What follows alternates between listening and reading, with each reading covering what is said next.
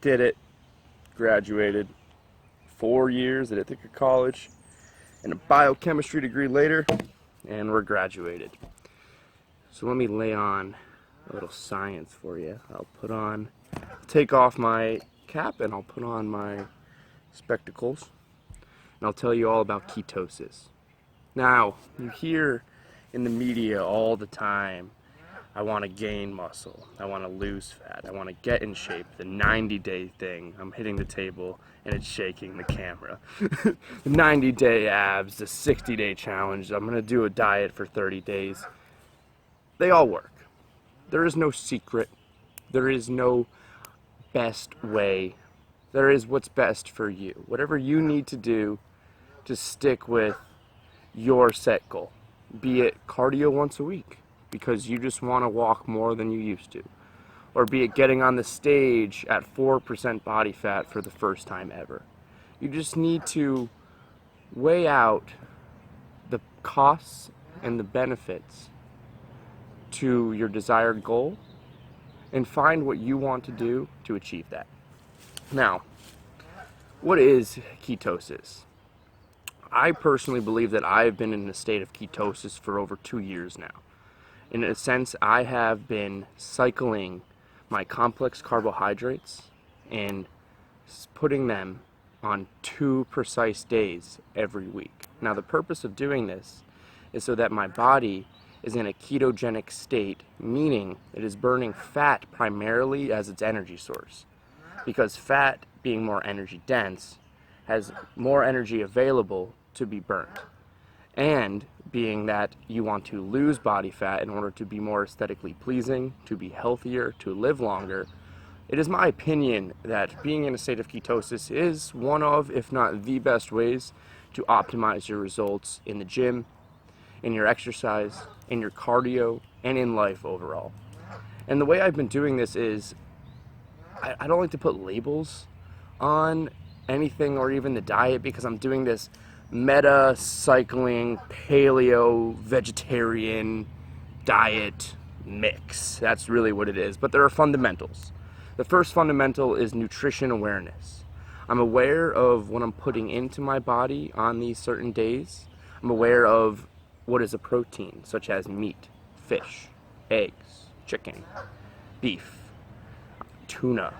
I'm also aware of what is a fat. You get fat from your beef, you get fat from the yolks of your eggs, you get fat from avocado, you get some fat from beans, you get fat from your oils, you get fat from coconut. These are all sources of fat in your diet. And I'm also aware of my carbohydrates. I like to consider fruit a carbohydrate because of all the sugar and a complex carbohydrate at that. Breads, grains, flour, oats. These are all examples of carbohydrates and can easily be looked up on the web. That's not what I'm here to tell you. What I'm here to tell you is to just be aware of the nutritional factors of these foods. And that's the first step in taking control of your dietary regimen. Because I don't like to say diet. It's a dietary regimen or nutrition regimen. Because diet implies that you are cutting things from your lifestyle or cutting out certain food groups. And that's not what it's about. It's not about cutting things out. It's about eating when you're hungry. But just being hyper specific in your choices of what you eat.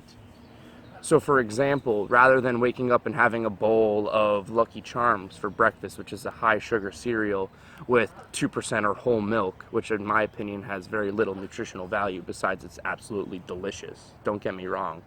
It is delicious, but probably not that good for you in my opinion. I also think the lactose in the milk has an adverse effect on my face and causes me to break out, so I try to avoid it in general. I'm not sure if I'm lactose intolerant, but I've been avoiding it for quite some time because it's not very nutritionally dense. You can get more calcium from avocado, so I'd rather eat an avocado than have some milk. There's other options, and even if you read the containers, it says almond milk has more calcium than milk. That may be true, I haven't confirmed that, but if I want a milk substitute, there's almond milk, there's cashew milk. I've just tried recently flax milk, which is pretty good, not as good as almond milk in my opinion. But I've digressed. The point of this is to talk about ketosis. Ketosis is the body's utilization of fat as its primary energy source. Now, if you have fat on your body that has accumulated over the years, and your goal is to remove that fat, if you continue on your trajectory, it will take an equal amount of time that you put on the fat to remove the fat. But that being said, you can easily change that factor by inputting certain aspects of exercise and diet change into that current aspect of your life.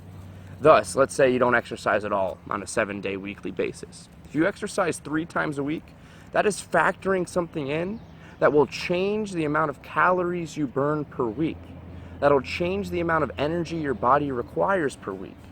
That old adage, calories in, calories out, is in some sense true. If you eat less calories than you burn off, you will lose weight. However, it gets more complicated than that. It is more complicated than that. But you don't need to know anything about that to progress towards your aesthetic goals, towards your health goals, towards your longevity goals, towards reducing your blood sugar levels, towards getting leaner and losing body fat percentage. Whatever these goals are, even putting on muscle, there are minor things that you can do on a daily basis to help drive yourself towards that goal. And I really firmly believe that ketosis is one of those ways. So I've told you a lot about ketosis kind of on the surface level, that it's the body's, I'm going to repeat myself again, that it's the body's burning fat as its primary energy source. But how do you get into a state of ketosis? And how do you stay in this state that is not compromisable, in my opinion? But the easiest way to do that is just to eat more fats, and healthy fats, I should say, than carbohydrates. And the way to do that is to separate your days of the week. So I like to cycle, like I said, my carbohydrates for a couple reasons. The first reason is that I don't break my diet. I don't break my nutrition because I get those treats, I call them, when I have like pancakes and fruit on Thursdays and Saturdays, because I do my carb days twice a week, that I get these breaks in which I allow myself to have extreme mouth pleasure. Also, getting the carbohydrate effects. I'm increasing my testosterone from that surplus of carbohydrate. I'm increasing the amount of blood flow to my muscles, so I'm getting larger pumps. I'm becoming more vascular. And I also am getting a treat. So I'm rewarding myself for being strict, but not dieted strict. Just strict enough so that I'm in a state of ketosis. I'm living life, burning fat. That's essentially what I'm putting forth here, is to continue to do whatever you're doing, but make alternative food choices so that your body burns a more efficient means for energy. Because carbohydrate can be burnt for energy, but fat, being a long carbon-hydrogen chain as it is more energy rich. The body can burn that and get more energy from it. So the way to do ketosis, in my opinion, is to eat more fats. Eat more fats and protein. And there's people out there who've done just this diet, like essentially a paleo diet, which is a high meat, high fat, eating like a caveman diet, is essentially a ketogenic diet. I like to say, make sure you include your vegetables. Vegetables are not a complex carbohydrate, and they give you lots of nutrition and lots of fiber on a daily basis, and you want to be inputting those into your body. So regardless of which day it is, be it a high fat day, a high complex carbohydrate day, always inputting vegetables for their dietary nutritional requirements. You get all your vitamins, you get heavy metals, all your minerals, and you get tons of fiber to keep that digestive tract flowing smoothly. Really important. Another fundamental, I have it right here, hydration. You don't got to carry a gallon of water around. But it's a hot day here in northeastern Pennsylvania, and I'm thirsty. So water, a gallon of water is perfect. So we have some fundamentals. Water, consistency, and nutritional awareness. You got to make sure your body's hydrated every day. You'll read all these percentages, like your body is 80% water, and that means your muscles are 80% water. There's a lot of water in a cell. What's true is your body needs water. Your body needs water to survive. And if you're trying to become healthier, trying to live longer, and especially trying to put on muscle, and if you're exercising, you need to make sure you're consuming proper amounts of water. Now, I'll do a later video where you can check my Ketome quick tips for proper hydration needs. However, just check your pee. That's the simple answer. is if you check your pee and your pee is clear, you're probably overhydrated, because then you're pissing out all your nutritional requirements that you put into your body. If your pee is a light straw color, properly hydrated, you're good to go. And I always like to almost overhydrate about an hour before I go to the gym, making sure my pee is the right color right before I go, because what I've noticed in my over almost 10 years of weightlifting experience is that the more hydrated I am walking into the gym, the stronger I feel that day in the gym, the stronger I am that day in the gym, and the better I feel after the workout. I'm not as drained. And I do sweat more when I'm properly hydrated, but I like that feeling. I like that stress response my body feels, so I get the later proper benefits from that type of exercise that I was doing. So again, I'd advocate ketosis. It's a great way to cycle your carbohydrates, cycle your proteins and fats. Great way to build muscle. Great way to keep your body fit, shapely, and improve your longevity. Fuck yeah. It's beautiful out. Look at the geese. Can you see the geese, everybody? Say bye to everyone. All right, everyone. Abby doesn't want to say goodbye. But you all have a great day. Stick to it.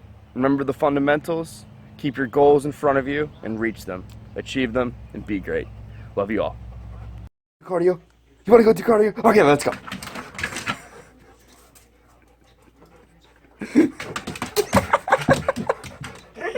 All right, come on, let's go.